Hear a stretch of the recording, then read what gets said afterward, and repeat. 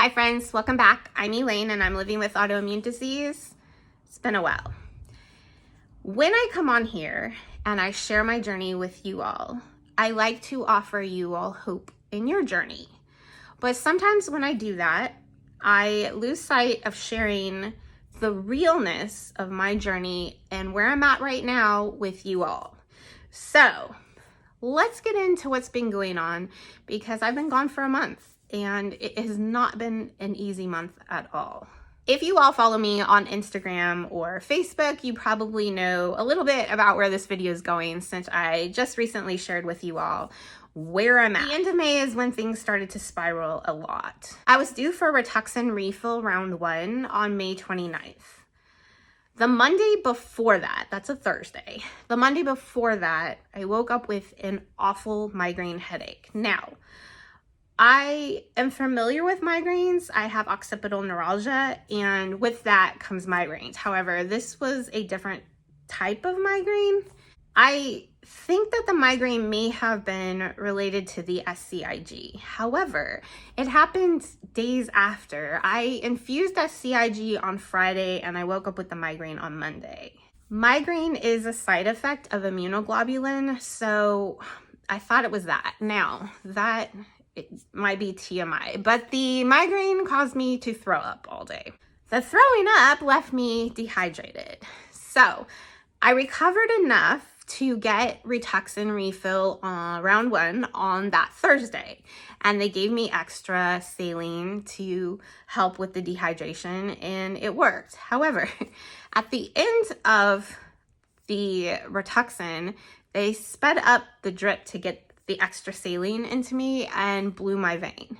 I do not have a port or a PICC line, if you're wondering about that. So I still use my veins for infusions, and so that left me with a huge bruise, a painful bruise on my forearm. I got Rituxan on Thursday, and then I woke up on Sunday, June 1st, the first day of Scleroderma Awareness Month, ill, acutely ill.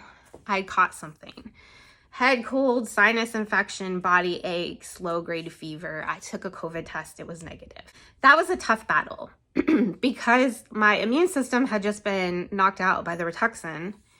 And if you all, I'm sorry, I'm still struggling because I'm still sick. And if you all remember, my vitamin C level is still recovering from the scurvy episode. It is in the normal range, but it's barely normal. It's just barely on the, it's like right on the normal range. It's not anything extra.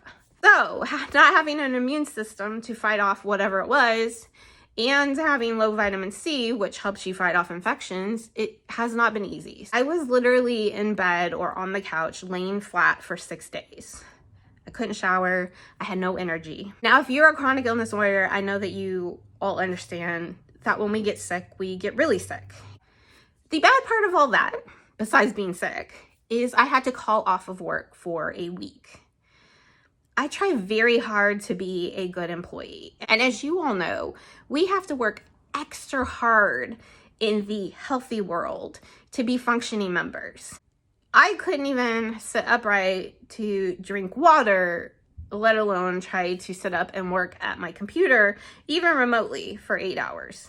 That caused me a lot of stress. I don't want to let the people down around me.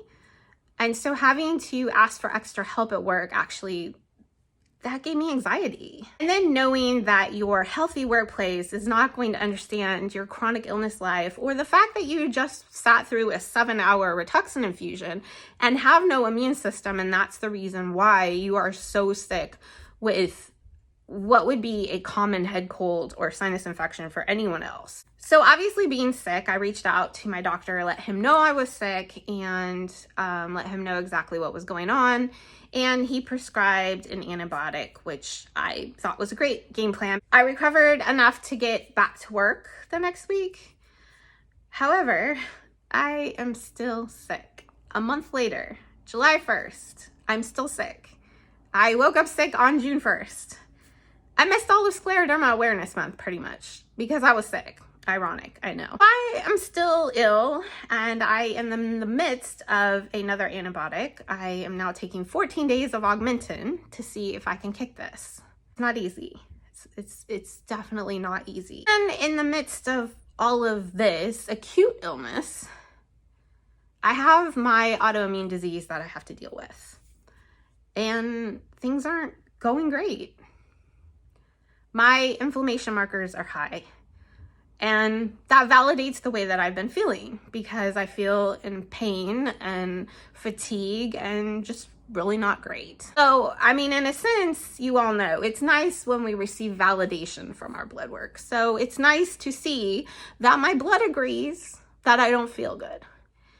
And my doctor can see it on paper. However, he never really doubts me. So I am lucky enough to have a doctor who listens to me and believes me when I say I don't feel good. And because my inflammation markers continue to be high, even after getting Rituxan, I'm on a 4-month schedule of Rituxan, even after taking Cellcept and being on prednisone, our best bet a couple months ago was to up my prednisone, my daily prednisone. So I've upped my daily prednisone, which, yay, I've gained more weight and I'm puffy, but I would rather have that and be out of a little bit of pain than suffer and not gain the extra pounds, I guess. But then we have to sit down and have that hard decision. Is Rituxan not working anymore? What you all don't know about my journey is that I have been through every drug class on the market for RA.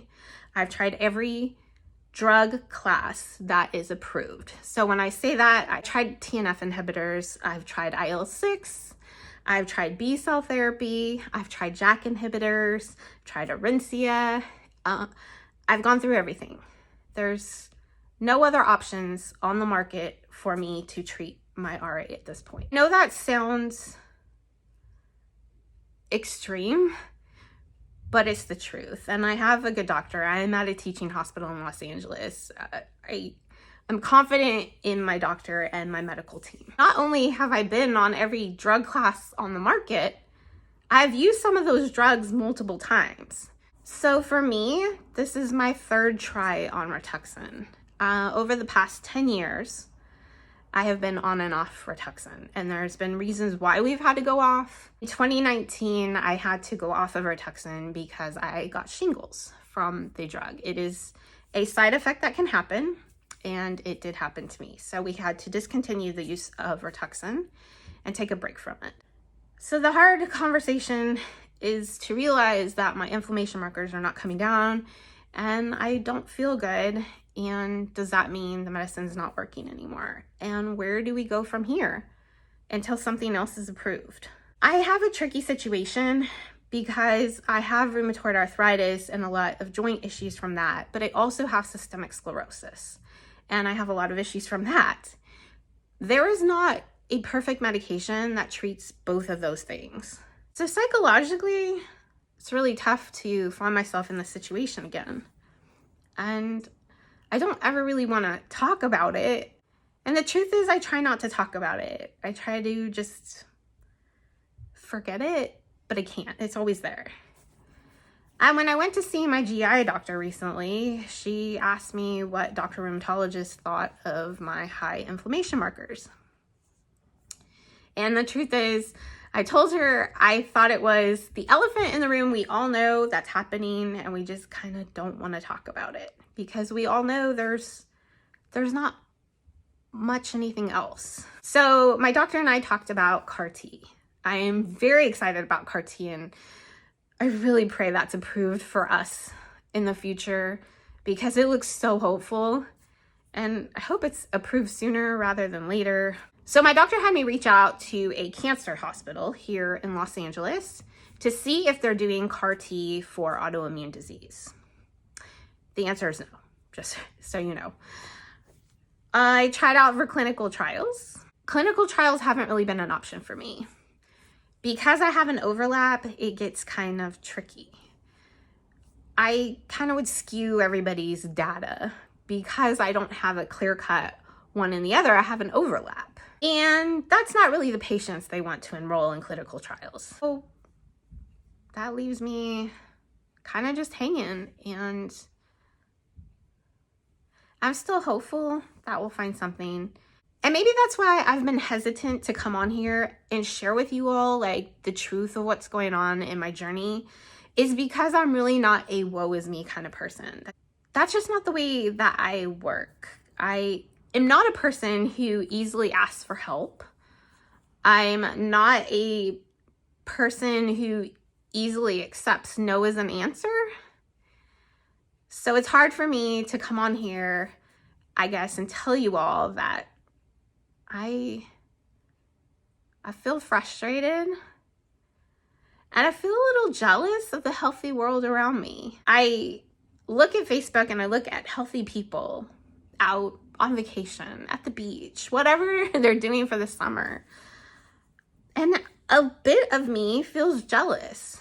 I saw a quote recently that said, don't compare your worst day to someone's best day on Facebook or social media. I'm like, I try to remember that. I try to remember people are only going to post like their good stuff, right? They're not posting the days that they're not good. When you're chronically ill, it's kind of hard not to be jealous of the healthy world around you, especially if you were a healthy person, which I think most of us were before we got sick. So we know what that life is like, and we know what has been taken from us. I don't know. There's probably a whole nother video somewhere in there. But that's where I find myself. All right, so that's where I've been. This is where hard decisions have to be made. So this month is the Scleroderma Patient Conference in St. Louis. I was supposed to go. I had plane tickets, a hotel, I had signed up for registration I had paid for, and we were going to St. Louis, and I was going to go see the arch. But because I am still sick with whatever it is, and still struggling with that, and my body is tired, we have decided that we probably should stay home, which makes me sad because I really didn't enjoy my time with the scleroderma community last year in Seattle. So I was kind of looking forward to seeing the friends that I made last year and make new friends, but I have to listen to my health and I have to listen to my body. And right now my body's tired. I canceled the St. Louis trip. That's okay. There'll be another time to see the arch another time. The plan is to get a hip injection this month. I will be going for a ultrasound guided hip injection, so actually into the hip joint itself. And we think that might help with my knee issues. Sorry if you all hear background noise. The neighbors got home upstairs and they're really loud. So the plan is to get the hip injection actually into the hip joint itself, and that might help my knee because we're thinking now that my knee might be messed up because of my gait, the way I'm walking. So we're gonna try to roll things out. My hip has had problems for years. I have a very severely torn labrum, and I've gotten bursa injections in that hip a lot, but I have never gotten a injection actually into the hip. So later this month, we're gonna go do that. Because I got sick, I couldn't go for Rituxan refill round 2. I only have refill round 1. So the plan is we're just going to ignore that Rituxan refill round 2 and wait the 4 months until I'm due for Rituxan again. However, if my inflammation markers don't come down, that we're gonna have to talk about switching medication, which I really don't want to do, but I want to be better, and I know I can't live on prednisone forever, and I know that the extra weight that I'm gaining from prednisone is not helpful on my joints either. Obviously, since I have lower extremity problems, we don't want to carry more weight. And because I don't want this video to be complete doom and gloom, I'll share something fun. I was able to travel to Reno, Nevada in May and watch my niece graduate from my alma mater and now her alma mater. So the extra prednisone did pay off to be able to spend the time to watch my niece graduate and be with my family. That was fun. So I know this is just a speed bump. And if you all have chronic illness, you know that sometimes we get these speed bumps in our journey. And maybe it's just the universe telling me that I need to slow down. That's the truth of my journey and where I'm at. I hope you all are doing well. I hope you all are surviving the summer heat. I hope you all are able to do some fun summer things with your family, your friends. If you want to encourage me, please give this video a thumbs up. And if you have any fun summer plans, I would love to live vicariously through you. So leave me a comment down below. Let me know what your summer plans are. Or if you're struggling this summer, like I am, leave me a comment down below. And know you're not alone. Thank you for watching. I appreciate you all being here. I truly mean it when I say that I am super blessed to have you here, to have you all as friends in this journey. I am super appreciative of the community we've built here. If you just found me on YouTube, this is probably like a weird video to happen upon, but this is the realness of chronic illness. I am living with autoimmune disease. I have rheumatoid arthritis, systemic sclerosis, scleroderma, and lupus, and a plethora of other things that comes with those autoimmune diseases. If you just found yourself here and you're looking for a community, we'd love to have you as a part of this channel. So hit the subscribe button. It's absolutely free. And hopefully I'll have some fun adventures for you all soon. Fingers crossed, right? All right, friends. Thanks for being here. Thanks for listening. And until my next adventure, go have yours.